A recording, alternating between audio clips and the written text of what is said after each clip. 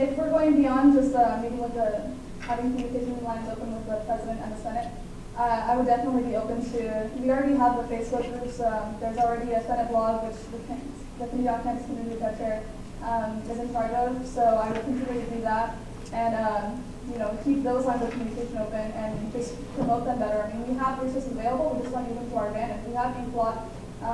We've approved a lot more money for them to continue into doing more multimedia. So if we just use the resources that we have already, I have a radio show. That's all. We're just trying to keep it to 30 seconds for these responses. Ms. Sadie-Cola? Yeah, definitely just continuous communication is very important. We all need to be on the same page in the upcoming semester, upcoming year. Throughout all of my term, if elected, communication will always be open and continuous.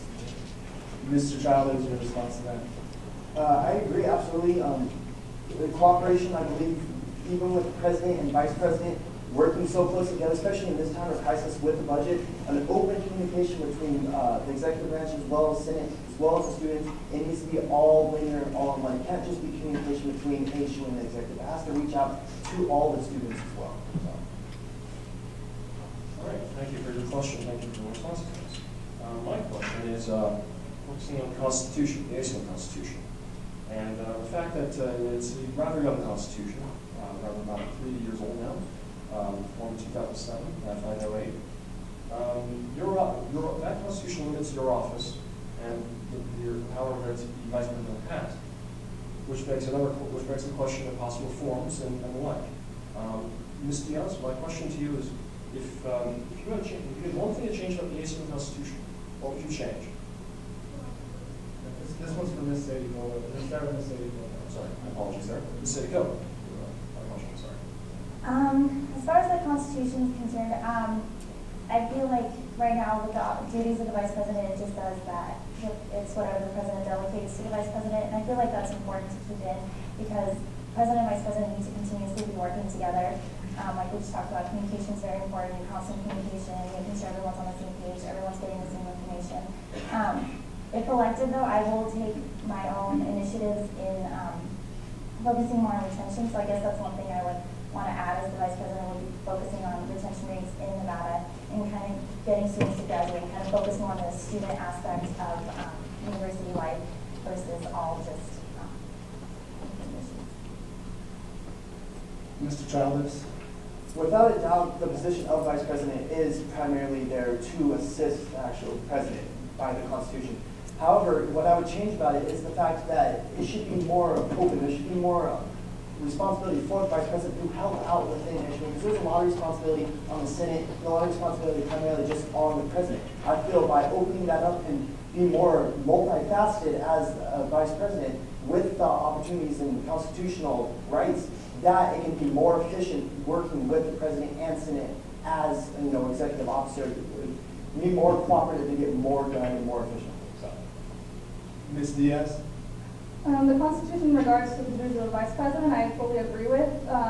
You're kind of just at the whim of what the President and the Senate wants you to do, which I think is good because it needs to be somebody there to fill in positions as you see polls coming up that you might not have anticipated. But as far as the Constitution as a whole, I would change the process of initiative, because if students want something on the ballot or they want a law passed that they don't feel that they have Senate support to pass through law, I think they should be able to do so without having to find 50% of the students who voted in the last election to sign a petition. I think that if you have less students, it should still be considered, because it's kind of hard sometimes to find 5% of the student bodies to sign a petition for you to get a law passed that you think is vital to the process of associated with students. Thank you. Ms. Sadie-Cola, your response to that? I just really feel that the Vice President should really appeal to the students and kind of be the voice for the students, find out what students are thinking, what they're dealing with. I think that's very important for the Vice President, and then that would lead into reports to the President, to the Senate, and just spread communication out that way. But I feel like the Vice President really needs to focus on what students want and answering student questions. Mr. Childs? Building on what I said and what's already been said, I really think that it would be a great expedient if the Constitution added to the fact that the vice president had more outreach with the student and everything. So even though it's meant to help president, help the senate, there's a lot of time that still can be used to reach out more to students and be more camp staff students, more voice to the students, and be more of a direct interconnection with the students. So. Ms. Diaz? I think there are many classes which the ASUN uses already to communicate with students. There's the campus, or the ASUN Senate Committee on Campus Community. There's the Presidential Public Relations Department. So I think that if we just use those resources to the potential, then we already have that. But the vice president should be free to fulfill duties that arise without, people knowing about it. So, for example, we needed a place to put diversity initiatives. We put that under vice president. We recently put that away last night and made it go to department. But I think the vice president should be there. That's 30 seconds. Jessica, do we have enough time for one more question? All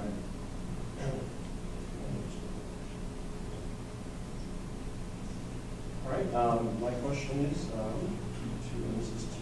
Mr. Chella. All right, my question is since, Charlie Jose will be your predecessor if elected, if you were elected. What differences would you have between your administration and Charlie's administration?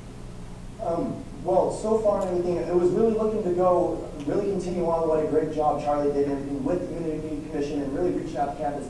Unfortunately, that opportunity for the Unity Commission and everything for diversity initiative got cut from the roles of VP. But I still want to continue as much as I can in the footsteps of Charlie, but it's obviously going to take a different approach because it's going to be more in line with following the president this time and more worried about budget cuts and reaching out to students and making sure our university stays safe and doesn't go out from under its so.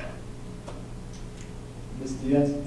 I agree with what was said about the Unity Commission. I really look forward to being the head of the Unity Commission, but what I would do differently is take the role of liaison to student publications more seriously, I guess. I definitely want to be in touch with Wolfpack Radio. I'm a DJ right there right now, and they could really use, they have great staff there who are really ready and willing to take the station to another level. So I think that one of my goals is definitely to make that station the #1 station you think of when you think of the radio station, which is Wolfpack Radio, and do the same for Insight Magazine and West Barber or Extra Long.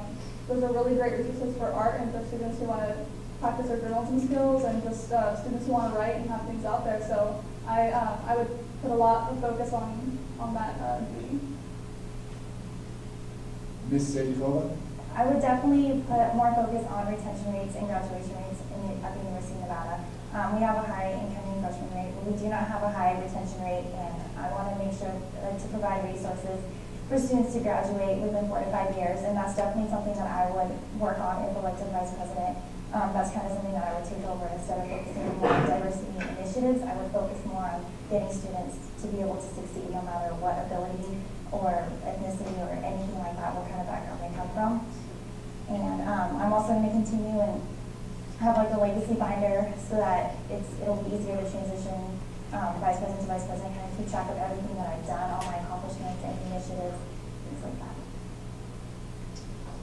Mr. Childs, your response? Building on, following Charlie and everything, it's going to be a different route that the vice president has to take during this term because of the budget cuts and because the new duties that are assigned that are taken away. I really want to be the voice of the student. I really want to reach out because a lot of students on campus feel they know ASU and they know the state, but they really don't have a voice now. I really want to make it known that students do have a voice. They can participate. They can be heard. And I really want to reach out, like I said, with the podcast, any kind of like letter, any kind of forum that you do. I really want to make sure that the students are even more involved in an issue than they already are. So.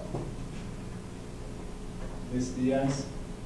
Yeah, as far as reaching out to students, I think that it really does start from the top. So the vice president is very approachable and students aren't intimidated by the whole structure of ASUN. Because I know the way that Senate proceeds and the way that everything is kind of done just kind of intimidates students, and that shouldn't be that way because we're just in government. So if we can be the most approachable people that we can be, then currently with the budget cuts, then we could work together better, and at the same time, students can start warming up to ASUN from the beginning, and then we can all work together to make the university experience the best we can have. Ms. Sadikova?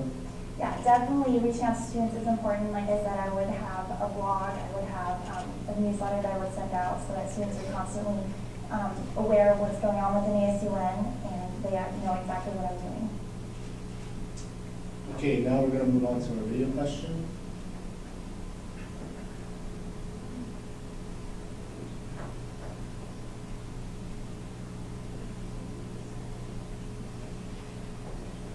I'm speaking to?